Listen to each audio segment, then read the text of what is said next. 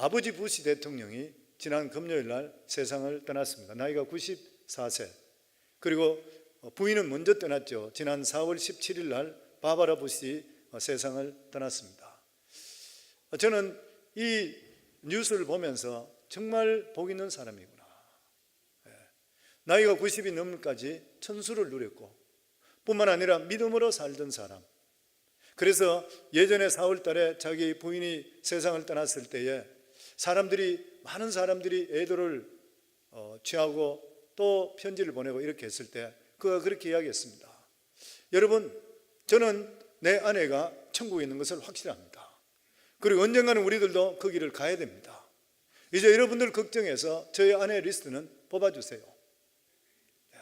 그리고 나서 이번에도 자기가 마지막으로 숨을 거두기 전에 그 아들 부시 대통령과 대화를 나눈 것이 마지막 대화였다 그래요. 아들이 오지를 못하고 영상으로 통화할 때에 당신은 최고의 아버지였습니다. You're a wonderful father. 그러니까 이 아버지 부시가 마지막에 했는 말이 I love you too. 저는 그 대화를 들어보면서도 느끼는 게 자식에게도 참 좋았구나. 이분은 믿음 안에도 살았고 그리고 자식들에게도 이렇게 존경받고 주위 사람들에게도 존경받고 마지막 죽는 순간에 가장 가깝게 지냈던 목회자들도 그곳에 와서 죽음을 같이 애도하고 그리고 가족들이 함께 있는 이러한 참 귀한 죽음이 어디에 있겠는가? 쉽지 않을 것이라. 저는 그러면서 느끼는 것이 정말 우리들의 살아가는 삶도 마지막에 그렇게 끝을 맺을 수 있으면 너무 아름답고 좋겠구나. 예수 안에 붙어 있었기 때문에 하나님께 주시는 이러한 귀한 복을 받았구나. 그런 느낌을 받았습니다. 저는 우리 성광교회 성도님 모두 다도 우리 대뿐만 아니라 우리 자손대가 하나님이 주시는 더 크신 은혜와 축복이 넘치는 인정받을 수 있는, 하나님께 인정받고 사람들에게 존경받을 수 있는 그러한 삶을 살 수 있기를 주 이름으로 축원합니다. 오늘 성경에 보면 예수님께서 나는 참 포도나무요 아버지는 농부라 그렇게 말씀합니다. 구약 성경에 보면은 이스라엘 백성들을 포도나무라 그랬습니다. 이스라엘 백성들을 포도나무라, 우리 믿는 사람을 포도나무라 이렇게 하시는 이유가 뭐냐면은 포도나무가 가지고 있는 특성과 이스라엘 백성들이 가지고 있는 특성이 너무나도 흡사했기 때문인 것입니다. 포도나무는 볼품이 하나도 없습니다. 제목으로도 사용할 수 없습니다. 기둥으로도 사용할 수 없습니다. 우리 포도나무 알잖아요. 베베 꼬였고 모양이 아주 형편없습니다. 그런데 이 포도나무를 통해서 나오는 이 포도는 맛이 기가 막힌 거예요. 포도주를 만들고 그리고 주스를 만드는 것이에요. 이스라엘 백성들도 똑같습니다. 겉으로 볼 때는 정말 볼품 없어요. 아마 이 세상에 가장 적은 민족입니다. 노예로 있었습니다. 이들은 정말 볼품이 없었는데 하나님의 말씀을 통해서 하나님께서 이 사람들을 하나님의 영광이 나타나도록 멋지게 열매 맺고 살아가는 모습이 되기를 원했던 것이에요. 그런데 이스라엘 백성들은 여기 실패했습니다. 하나님께 불순종함을 통해서 오히려 하나님께 영광 돌리는 것이 아니라 하나님의 마음에 상처를 주었던 그런 민족이 되었던 것이에요. 그래서 시편 80편 8절에 보면 주께서 한 포도나무를 애굽에서 가져다가 민족들을 쫓아내고 그것을 심으셨나이다. 애굽에서 종되었던 이스라엘 백성들을 구원해서 가나안 땅에 있는 가나안 7족을 쫓아내고 그곳에 이스라엘 백성들을 심었습니다. 하나님의 백성들이 그곳에 살게 만들었던 것이에요. 그런데 이 포도나무는 제대로 열매를 맺지를 못했습니다. 예레미야 2장 21절에 보면 내가 너를 순전한 종, 참 종자, 곧 귀한 포도나무로 심었거늘 내게 대하여 이방 포도나무에 악한 가지가 되면 어쩌미요. 내가 너를 뽑아서 참 포도나무 되기를 원했는데 너희가 그곳에 이방 포도나무 우상을 섬기는 자가 되면 어떻게 하는 것인가. 귀한 열매 맺을 줄 알았는데 이방의 악한 가지가 되었는 것이에요. 하나님께서 특별하게 이스라엘 백성들을 뽑아서 특별한 사명을 주셨는데도 불구하고 그들은 범죄하고 그들은 악한 가지가 되는, 그래서 한마디로 이야기하면 실패한 나무가 되었다고 하나님께서 한탄하시는 것이에요. 그런데 이제 예수님께서 오셔서 하시려는 것은 바로 예수 믿는 자들로 하여금 참 열매를 맺기를 원하시는 것이에요. 그 당시 예루살렘 성전에 예배드린 자는 수도 없이 많은데도 불구하고 이들이 참 포도나무가 아니라는 것이요. 비록 겉은 포도나무같이 보이는데도 불구하고 하나님께서 원하시는 진정한 열매가 없다는 것이요. 그들의 종교는 의식적이었었고 형식적이었습니다. 마음이 상한 자들에게 힘을 주지를 못했었고, 그들의 종교는 병든 자들을 일으키지를 못했었고, 그들의 가르침은 죄 가운데 빠져 있는 자를 돌이키지를 못했던 것이요. 성도님, 종교가 무엇입니까? 왜 종교를 믿는 것인가요?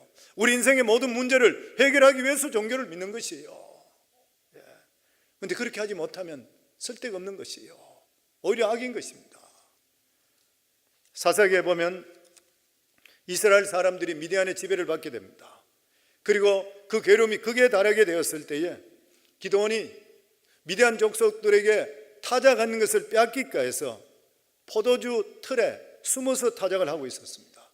그때 하나님의 사자가 나타나서 이렇게 이야기합니다. 큰 용사여, 여호와께서 너와 함께 계시도다. 그렇게 했을 때에 기드온이 반문합니다.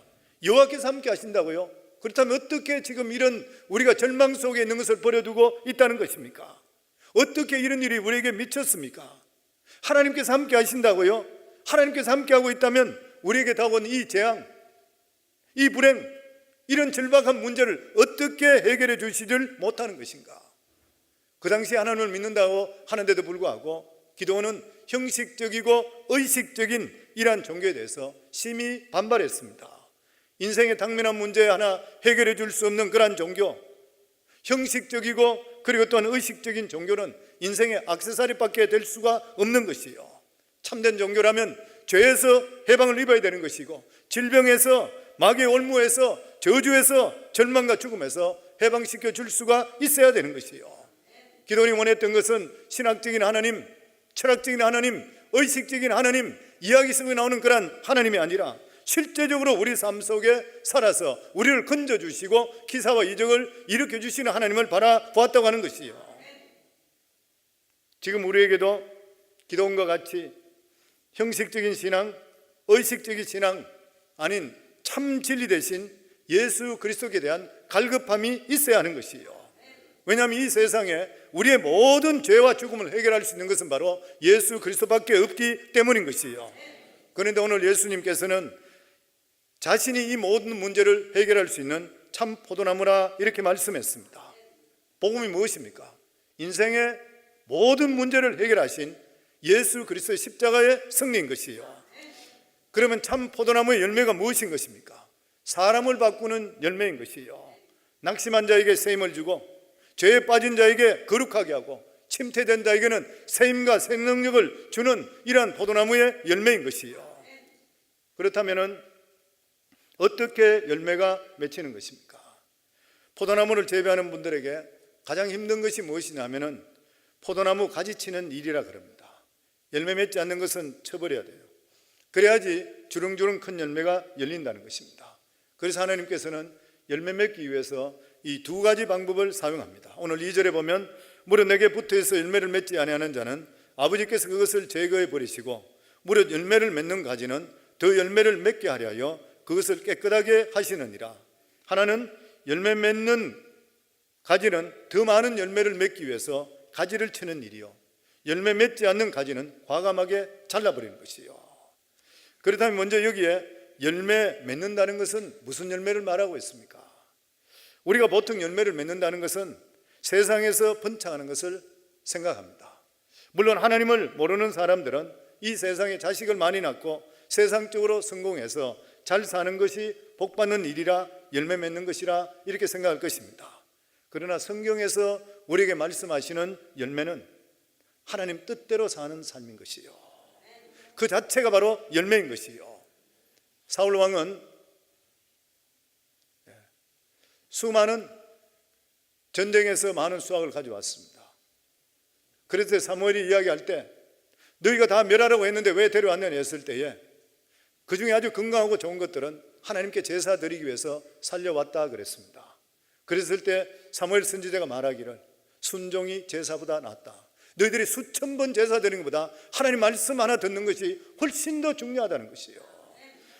우리 삶에도 예배당에만 열심히 다니는 것이 아니라 내 삶 속에 하나님 말씀을 얼마나 지키고 살아가고 있는 것인가.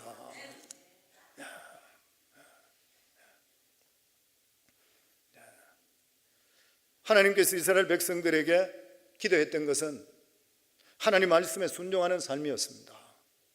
이스라엘 백성들이 약속의 땅에서 망한 것은 그들이 경제적으로 망한 것도 아니요, 정치적으로 망한 것도 아닌 것이요, 그들이 영적으로 하나님께 떨어졌을 때에 부패해서 그들은 망할 수밖에 없었다고 하는 것이요, 하나님 말씀의 열매가 맺히지 않았기 때문에 결과적으로 망해버렸던 것이요, 우리가 이 세상에서 자신의 야망과 욕망을 하나님 말씀으로 쳐서 살아가게 될 때는 세상 사람들이 볼 수 없는, 정말 맛볼 수 없는 독특한 맛을 그리스도인들이 내게 되겠습니다.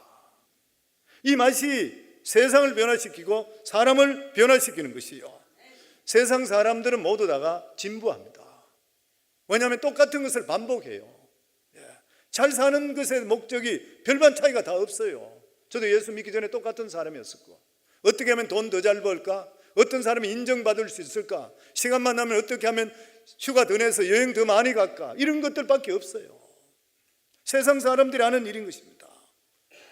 그리고 세상 사람들은 조그만 이익되는 일이 있다면 그 길로 달려가는 것이요, 돈 생기는 일이 있다면 눈을 밝히고 가는 것이요, 누가 인정도 해주는 일이 있다면 별의별 짓을 다 해서라도 그 일을 하는 것이요, 그리고 성공하면 그들은 피우고, 그리고 또한 육체의 쾌락에 빠져드는 것이 바로 우리 살아가는 삶에 보통 바라보는 것이요. 그러나 말씀 따라 사는 사람은 그렇게 살지를 않는 것입니다. 아무리 이익이 있다 한다 하더라도 옳지 않은 일은 할 수가 없는 것이요, 그뿐만 아니라 아무리 하기 싫다 하더라도 하나님 뜻이라면 자신을 설득하고 자기를 쳐서 그것을 해야 되는 것이요, 이렇게 사는 모습들을 볼 때에 하나님을 모르는 자들은 충격을 받습니다. 새로운 맛인 것이요. 그리고 환난이나 어려움 당하고 이러더라도 상대편을 원망하고 불평하고 세상을 비관하는 것이 아니라 하나님의 선한 뜻이 있다고 믿고 오히려 감사하며 샘을 얻는 그러한 모습들을 볼 때에 세상에서 보지 못하던 모습인 것이에요. 이런 모습들을 그들이 보게 될 때 어떻게 생각해요?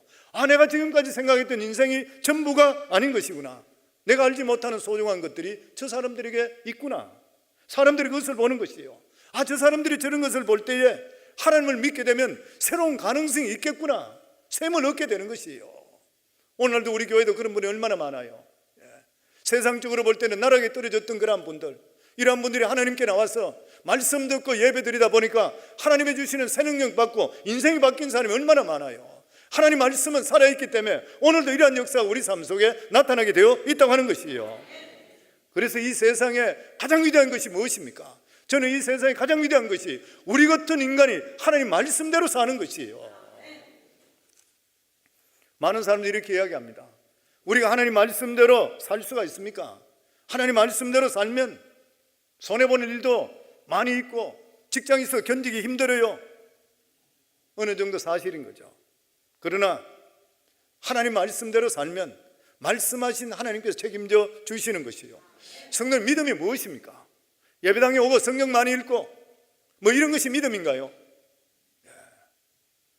성도님, 믿음이라는 것은 하나님 말씀이 있으면 그 말씀대로 행할 수 있는 것이 믿음이요. 하나님께서 이 세상이란 무대를 우리에게 허락해 주셨으면 여기에서 우리가 하나님 주시는 그 말씀대로 한번 살아보라는 것이에요. 항상 우리 성도님 도전하는 말이 그거잖아요. 우리가 가지고 있는 믿음을 어디다 사용하겠습니까? 천국 가면 사용할 수 있나요? 지옥 가면 사용할 수 있나요? 죽어버리면 끝나버려요. 사용 못해요.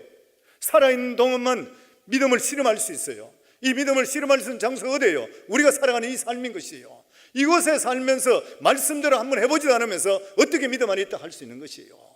성경을 잘 외운다 하더라도, 교회를 아무리 왔다 한다 하더라도 살아가는 삶 속에 내 말씀대로 행해보지 못하고 그것을 통해서 부딪혀보지 못하면 믿음이라 할 수가 없는 것이죠.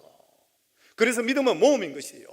내 생각과 틀리더라도 하나님께 의지해서 하나님 뜻대로 살아가 보는 것, 그렇게 할 때 우리 삶 속에 하나님의 능력을 체험할 수 있게 되고 살아계신 하나님을 우리가 바라볼 수 있게 되어 있다고 하는 것이에요. 만약 이런 것을 증명하지 못했다면 기독교는 이미 2000년 전에 없어졌어요. 그렇지만 기독교는 이 말씀 하나가 다 살아있기 때문에 수많은 사람들이 겪고 이것을 통해서 지금까지도 수많은 사람들이 예수 믿고 구원받고 변화된 삶을 살아가고 있다고 하는 것이에요. 그런데 오늘 예수님은 가지에 대해서 하나님은 두 가지로 대한다 그랬습니다. 첫째는 열매 맺지 않는 것은 잘라버린다 그랬습니다. 여기서 예수님께서 말씀하는 대상은 예수님을 따르던 제자들이었어요. 예수 믿지 않는 사람들이 아니었던 것이에요. 여기서 예수 믿지 않는 사람이라고 하는 것은, 그들이 열매 맺지 못한다는 것은 마음의 전혀 중심의 변화가 없는 사람을 이야기합니다. 겉으로 얼마든지 거룩하게 보일 수가 있습니다. 잘 믿는 것 같이 보일 수가 있는 것이에요. 그런데 진짜 중요한 것은 내 마음에 변화가 있어야 돼요. 내 안에 열매가 있어야 돼요. 세상의 돌 감람나무에서 참 감람나무로 변함이 있어야 돼요. 이러한 변함이 없다면 어느 한순간에 잘려버려요. 오늘 성경 말씀인 것입니다. 이 가지가 언제 잘려요? 언제 잘리는지 알 수 없어요. 하나님께서는 알곡 하나가 뽑히는 것을 염려하셔서 가라지를 끝까지 두시는 하나님이십니다. 그렇기 때문에 하나님께서 끝까지 기다리세요. 그러나 어느 때 시가 될 때는 어느 순간에 잘려버리는 것이, 이게 두려운 것이에요. 그리고 또한 열매 맺는 가지는 더 많이 맺기 위해서 깨끗하게 해야 된다 그랬습니다. 이것을 가지치기죠. 농부들은 전지할 때에 멀쩡한 가지를 쳐버리는 것이요, 아깝다고 그냥 두게 되면 좋은 포도나무 열매가 맺힐 수가 없다고 하는 것입니다. 최상의 상품이 될 수가 없는 것이요, 제대로 된 상품이 되기 위해서는 과감하게 장가지를 잘라줄 수가 있어야 되는 것이요. 우리들도 인생을 살아가는 삶 속에 하나님께서 우리가 믿음 안에 사는데도 불구하고 어려움이 올 수 있습니다. 어려움이 오는 그러한 일들은 하나님께서 우리 속에 잔가지들, 우리가 믿음으로 가는데 긁어잡히는 것들, 이러한 것들을 하나님 쳐내고 있는 것이요, 이렇게 해서 최상의 믿음의 사람, 최상의 맛을 낼 수 있는 그러한 사람으로 만드는 과정이라고 믿기를 주 이름으로 축원합니다. 그리고 오늘 말씀에 보면 예수님은 참 포도나무요, 그리고 하나님은 농부라. 그리고 나서 예수님과 우리 관계에 대해서 중요한 말씀을 하고 있습니다. 예수님은 포도나무요, 너희는 가지라. 우리들은 예수님께 붙어 있는 자들인 거예요. 그러니까 포도나무와 가지는 불가분의 관계를 가지고 있습니다. 이것은 예수님과 성도들의 관계를 아주 자세하게 설명하고 있습니다. 신앙이라는 것이 무엇이에요? 우리와 주님과의 관계인 것이요, 기독교의 본질은 예수 그리스도인 것이요, 예수 그리스도의 관계가 바로 신앙인 것입니다. 신앙 있다는 말이 무엇이에요? 내가 예수님과 어떤 관계를 가지고 있느냐는 것이요, 예수 그리스도 없는 교회, 예수 그리스도 없는 설교, 예수 그리스도 없는 그러한 예배, 예수 그리스도 없는 헌금, 봉사, 사랑, 이런 모든 것들은 기독교 신앙이라 결코 할 수가 없는 것이에요. 그래서 본문에 예수님께서는 강조하고 있습니다. 가지는 스스로 존재할 수가 없는 것이라. 가지는 나무로부터 나오는 것이지 가지는 나무 없이 존재할 수가 없는 것이라. 우리 인간은 하나님으로부터 나왔던 것이요, 하나님을 떠나서는 우리는 결코 존재할 수가 없는 것입니다. 우리는 결코 아메바에서 만들어진 것이 아니라 하나님께서 친히 우리를 지어 주신 것이요, 그러니까 우리의 주인은 하나님이시요, 인간의 소유는 우리가 아니라 바로 하나님이신 것이요, 그래서 주인 대신 하나님 뜻 가운데 살아가게 될 때에 하나님께서 우리 삶을 책임져 주시는 것이요, 그래서 수고하고 무거운 짐진 자들아 다 내게로 오라, 내가 너희를 쉬게 하리니 모든 어려움이나 힘든 일을 주님께 맡기라, 이렇게 말씀해요. 가지는 또한 나무에 붙어 있어야지 생명이 유지됩니다. 성경이 말씀하시기를 우리가 포도나무가 아니라 가지라 그랬습니다. 예수님께서 포도나무가 되시어서 예수님께서 열매를 맺어주세요. 의의 열매, 악한 사단과 싸워 승리의 열매, 이런 걸 맺어주시는 예수님께 모든 걸 해주셨어요. 우리가 해야 될 것은 무엇입니까? 다만 예수님께 붙어 있어야 되는 것이에요. 그래서 우리의 싸움은 포도나무가 되는 것이 아니라 포도나무에 붙어 있는 싸움인 것이에요. 이제 우리들은 예수님과 붙어만 있으면 돼요. 이게 복음입니다. 성경에 복음이 따로 있는 것이 아니에요. 복음이란 예수 그리스도가 포도나무인 것이고 우리 삶의 원천이 예수님이 되시는 것, 이게 바로 복음인 것이에요. 우리는 스스로 구원을 얻을 수가 없는 것입니다. 우리는 포도나무에 붙어 있어야만이 포도나무에 주시는 놀라운 은혜를 누릴 수가 있는 것이에요. 미국의 중국의 내지 선교사로서 허드슨 테일러 선교사님, 유명하시고 가장 사역을 많이 하셨던 분이죠. 근데 이번에 중국에 가서 처음에 사역을 할 때에 도움을 받는 사람들도 별로 없었고 도와주는 사람도 없었고, 그리고 또한 성경금도 부족해서 엄청스럽게 스트레스를 받게 되고 나중에 신경쇠약까지 빠지게 되었답니다. 그러면서 우울증까지 오게 되고 선교를 못할 단계까지 가게 되었던 것이에요. 그런데 어느 날 본국에 있는 자기 여동생에게 편지가 왔습니다. 그 편지 내용을 통해 세임을 얻습니다. 그 편지 내용이 바로 이 여동생이 보내는 편지가 바로 요한복음 15장 말씀이에요. 나는 포도나무요 너희는 가지니 너희가 내 안에 있고 내가 너희 안에 있으면 많은 과실을 맺나니 너희는 가지라. 너는 붙어 있으면 된다. 너는 하나님 관계가 더 중요하다. 하나님께 하시면 하나님 해주신다. 그 말씀을 들으면서 수십 번 읽었던 말씀이지만 그때 여동생의 편지를 보면서 내가 지금까지 내가 선교하려고 했구나. 이게 하나님의 일인데, 그러면서 하나님께 붙어 있기를 시작해요. 다시 말씀이 회복되고 기도가 회복되고 하나님께 다가가기 시작하면서 그 사역이 엄청스럽게 커지게 됐던 거예요. 하나님께 축복을 해 주셨던 것이에요. 그렇기 때문에 우리가 해야 될 싸움은 예수 그리스도께 붙어 있는 그러한 싸움인 것이에요. 우리가 몸부림치는 것은 이미 모든 것을 다 이루신 예수님께 붙어 있기 위한 그러한 싸움인 것입니다. 우리 예수 믿는 사람은 한마디로 말해서 예수님께 붙어 있는 그러한 사람, 우리 안에는 능력이 없습니다. 예수님께 붙어서 예수님이 주시는 그러한 자연분으로 모든 것을 이루어 나가는 것이 바로 성도들의 모습인 것이에요. 그래서 그런 이야기를 잘하죠. 파리가 미국에서 날아서 대한민국으로 갈 수 있는가요? 하루살이 파리가 절대로 못 가는 거예요. 근데 유일하게 갈 수 있는 방법이 어떻다고요? 비행기 안에 타면 돼. 붙으면 돼. 비행기에 붙으면 간다는 것이에요. 우리들도 하루살이와 똑같습니다. 성도님들, 내일이 개런티 되어 있어요? 아무도 개런티 안 되어 있어요. 내가 무슨 병이 있는지, 내가 어떤 사고를 당하는지 아무도 몰라요. 우리 삶이 그래요. 우리가 진짜 이런 삶을 살아요. 그럼에도 불구하고 우리 삶이 그래도 위로를 받고 그리고 미래를 가지고 사는 것이 주님께서 우리와 함께 하시기 때문인 것이에요. 아멘. 그래서 성도는 포도나무 대신 예수 그리스도께 붙어있는 존재입니다. 붙기만 붙으면 강해지고 능력 있는 존재로 바뀌게 되어 있는 것이에요. 4절에 5절에 보면 내 안에 거하라 나도 내 안에 거하리라. 가지가 포도나무에 붙어있지 아니하면 스스로 열매를 맺을 수 없음 같이 너희도 내 안에 있지 아니하면 그러하리라.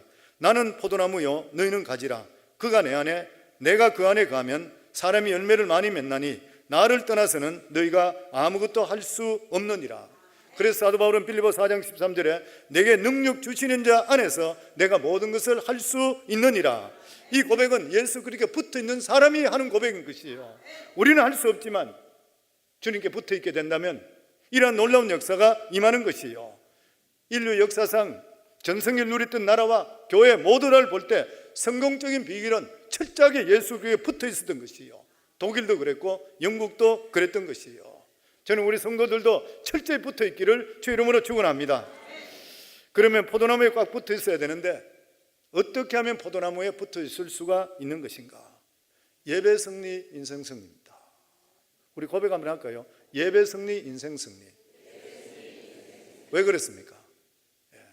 교회가 예수 그리스도의 몸이기 때문에 그래요. 교회가 예수 그리스도의 몸입니다. 고린도서 1장 18절에 보면 그는 몸인 교회의 머리라. 그가 근본이요 죽은 자들 가운데 먼저 나신 자니 이는 친히 만물의 어뜸이 되게 하려 하심이라.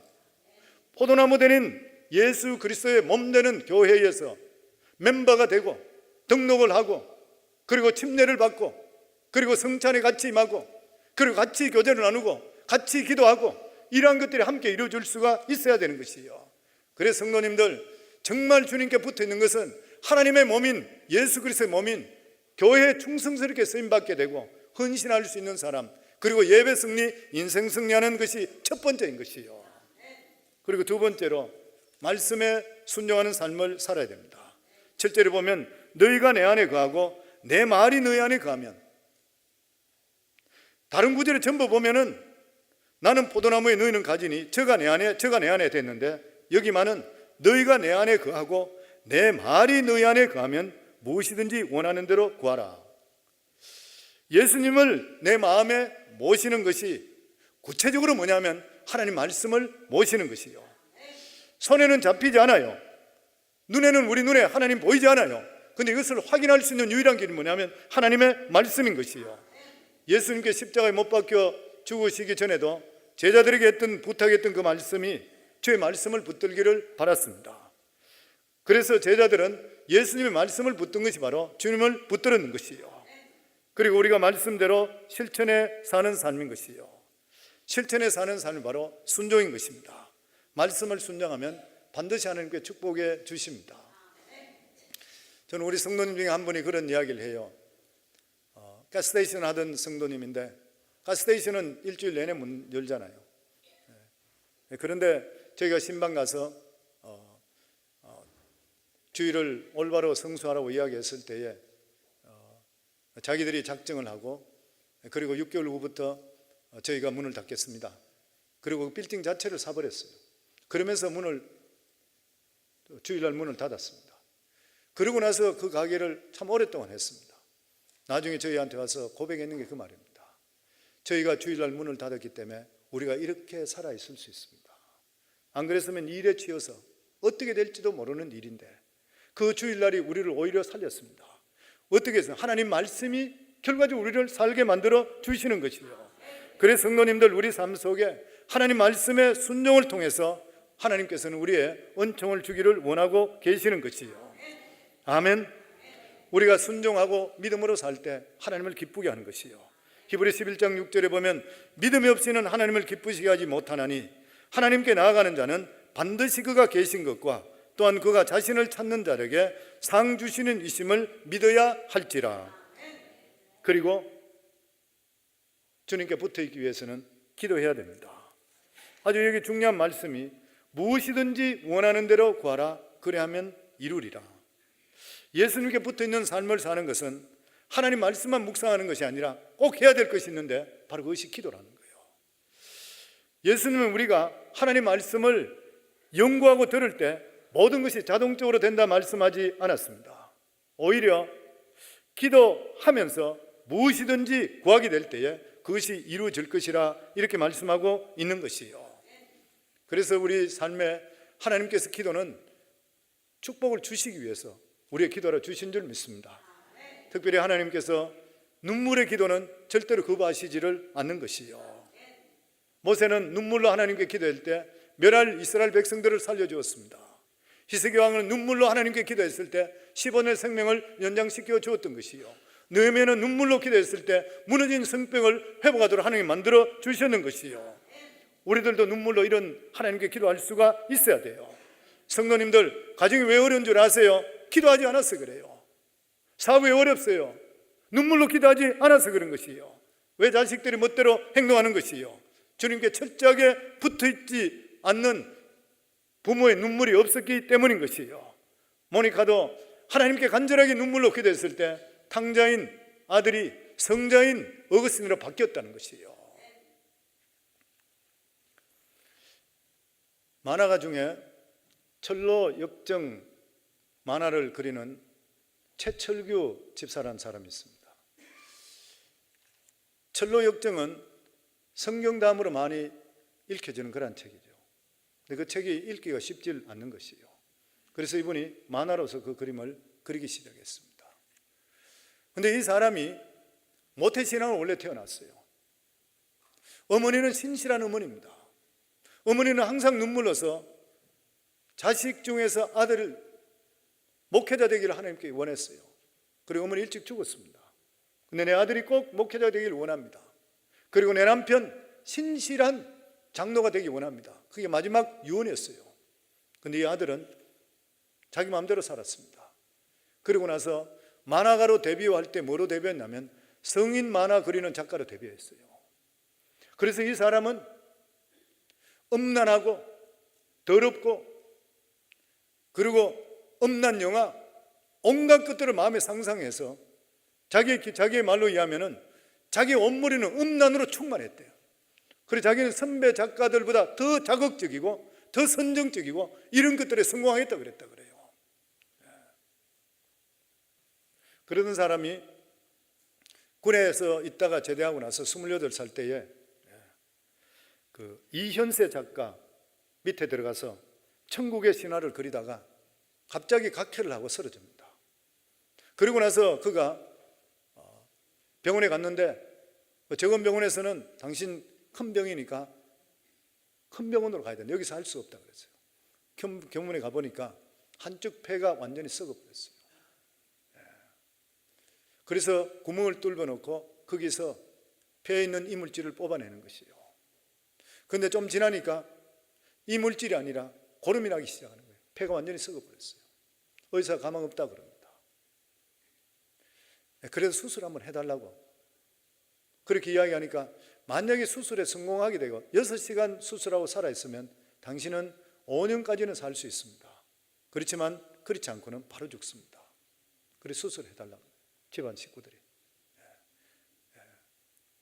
그러면서 시시각각 다가오는 28살 때 시시각각 다가오는 그 죽음에 대해서 두려움을 하는 거예요. 그리고 그래도 옛날에 어릴 때는 교회 다녔는데 자기 자신을 돌아볼 때에 너무 마음대로 살았고 자기 구원의 확신이 없는 거예요. 그래서 수술하기 8시간 전에 병원에 있는 예배당에 올라갑니다. 엉금엉금 기어서 예배당에 올라가요. 그리고 예배당에 또 올라가서 거기서 하나님께 대성통곡하며 기도합니다. 하나님, 내가 너무 잘못했습니다. 하나님 용서해 주세요. 한 번만 기회를 주시면 진짜 하나님 기뻐하는 자 되겠습니다. 거기서 울면서 하나님께 매달리는 것이에요. 그러고 나서 다시 기어서 내려오는데 각혈을 막 계속 피를 토하면서 내려왔대요. 간호원이 찾고 있다가 돌아오는 것을 보고 빨리 병실에 가야 되는데 어디 갔냐 해서 그거를 수술실로 데려가는 중간에 마지막으로 엑스레이를 찍는다 그래요. 다시 한번 엑스레이를 찍고 수술실로 들어갔던 거예요. 마취과 의사가 기다리고 있고, 그리고 수술 의사가 기다리고 있고, 이제 곧 마취 주사를 놔려고 하는 것이에요. 그런데 마취 주사를 놔려고 하는 그 순간에 엑스레이 의사가 막 젊은 사람이 뛰어오는 것이에요. 잠깐만 이상합니다. 엑스레이가 이상합니다. 이 사람이 돌았을 때 엑스레이하고 지금 엑스레이하고 너무 틀립니다. 그리고 보이는데 보니까 돌았을 때 엑스레이는 한쪽이 완전히 새카매요. 사진에 보면 완전히 검게 나와요. 그런데 지금 마지막 수술하기 전에 찍었던 그 엑스레이는 정상의 엑스레이가 들어보는 거예요. 의사가 수술해서 믿질 못하는 거예요. 왜냐하면 간은 잘라내더라도 다시 소생한답니다. 그런데 폐는 다시 소생 안 된대요. 믿을 수가 없는 거예요. 그렇지만 보니까 정상이에요. 그래서 의사가 기침해 보세요. 왜냐하면 기침을 못한다. 가슴이 너무 아프기 때문에. 근데 기침을 하더라도 아무 이상이 없는 거예요. 숨을 못 쉬던 사람이 산소호흡기를 빼도 숨을 잘 쉬는 거예요. 그래서 의사가 믿을 수 없는 기적이라 해서 병실에 퇴원하지 말고 기다리라 해서 8일 동안 옆에 폐에다가 호스를 그냥 꼽아놨다 그래요. 근데 아무것도 더 이상 나오질 않았다 그래요. 그러면서 자기가 병실에 있으면서 성경을 보면서 떨어뜨렸는데 다시 줍다가 성경을 받는 구절이 시편 말씀입니다. 여호와는 나의 방패시요 나의 영광이시요 나의 머리를 드시는 자신이다. 내가 나의 목소리로 여호와께 부르짖으니 그가 성산에서 응답하시로다. 내가 누워 자고 깨었으니 여호와께서 나를 붙드심이라. 이것이 들리면서 거기서 그 자리에서 대성통곡하며 감사하기도 합니다. 그러면 이렇게 결심합니다. 초한 죄를 사하여 주시고 천국 백성 삼아주신 하나님께 감사드립니다. 부족한 저를 사용하시고자 수많은 연단을 통해 주님이 원하시는 길로 이끌어 주심을 고백합니다. 이제 하나님께서 원하시는 것을 그리면서 살겠습니다. 하나님 위에 살겠습니다. 완전히 인생이 바뀌어버리고, 그리고 나서 하나님 위한 일만, 돈하고 상관없이 그 일만 하는 인생이 완전히 바뀌어버렸던 것이에요. 누가 만들었어요? 예수 그리스도요.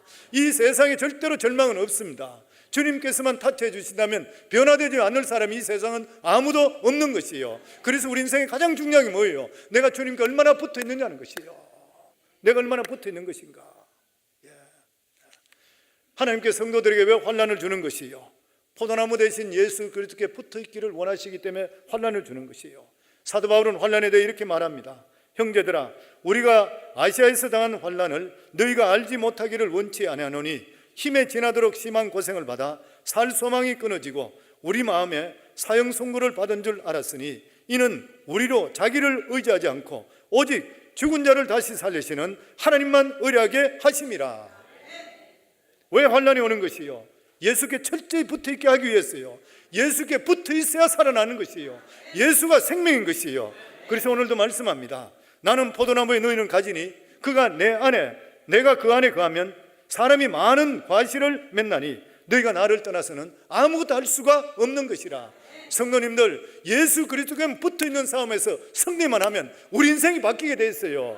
별 볼 일 없는 인생이 기가 막힌 인생으로 바뀌는 것이 예수 그리스도께 될 수 있다는 것이에요.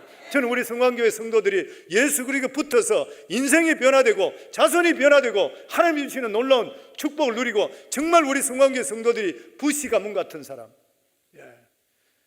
케네디 가문은 믿음 안에 들어오지 못해서 진짜로 없어져 버렸잖아요. 믿음 안에 있는 가정이 이뤄서 자나탄 에조저 목사님과 같은 이러한 복된 가문 다 일으킬 수 있기를 주의 이름으로 축원합니다.